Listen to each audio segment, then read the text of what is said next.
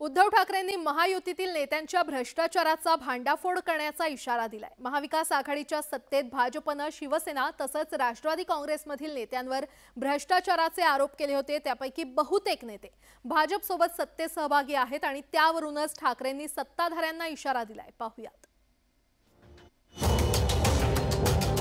तुमच्याकडे आलेल्या सगळ्या भ्रष्ट लोकांचा भांडाफोड आम्हाला जनतेच्या समोर करावा लागेल। याला टीका नाही म्हणत, याला गरळ ओकणं म्हणतात।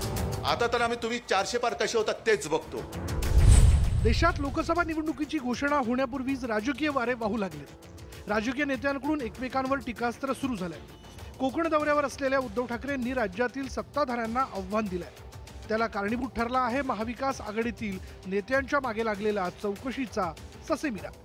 अलीकडच्या काळात ठाकरे आणि राष्ट्रवादीच्या शरद पवार गटातील काही नेत्यांची केंद्र अथवा राज्य सरकारच्या तपास यंत्रणांकडून चौकशी केली जाते, तर काही नेत्यांच्या घरांवर छापे घालण्यात आले, तर काहींना चौकशीसाठी समन्स बजावण्यात आले। या चौकशी सत्राच्या पार्श्वभूमीवर उद्धव ठाकरेंनी सत्ताधाऱ्यांना खुलं आव्हान दिलंय, तर ठाकरेंच्या या आव्हानावर उपमुख्यमंत्री फडणवीसांनी जोरदार प्रहार केला।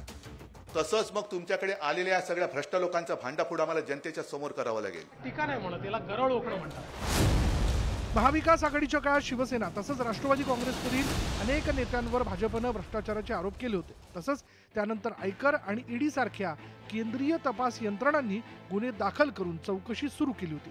मात्र गेल्या वर्षी शिवसेनेपाठोपाठ राष्ट्रवादी काँग्रेसमध्ये फूट पडली आणि हे दोन्ही गट वर्षभराच्या अंतरानं भाजपसोबत सत्तेत सहभागी झाले। शिवसेना आणि राष्ट्रवादी काँग्रेसमधील फुटीपूर्वी भाजपच्या टार्गेटवर असलेले नेते आता भाजपसोबत सत्तेत आहेत आणि त्यावरूनच उद्धव ठाकरेंनी सत्ताधाऱ्यांना सवाल केला। तसंच भाजपच्या अबकी बार 400 पार या नाऱ्यावरही सडकून टीका केली। माझ्या लोकांच्या मागे का लागता? तुम्ही 400 पार होणार आहात ना, मग व्हा ना 400 पार, बघतो ना आम्ही। आता तर आम्ही तुम्ही 400 पार कसे होतात तेच बघतो। उद्धव साहेबांनी आपली उंची किती, आपलं स्थान किती, आपण शिल्लक राहिलो किती, कमीत कमी याच्या आधारावर तर बोललं पाहिजे।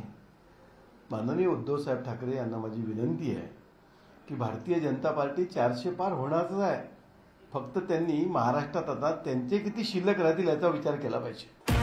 लोकसभा निवडणुकीच्या तोंडावर विरोधी पक्षातील नेत्यांमागे चौकशीचं शुक्लकाष्ट लागलंय। विरोधकांना त्रास देण्यासाठी सत्ताधाऱ्यांकडून केंद्रीय तपास यंत्रणांचा गैरवापर केला जात असल्याचा विरोधकांकडून सतत आरोप केला जातोय।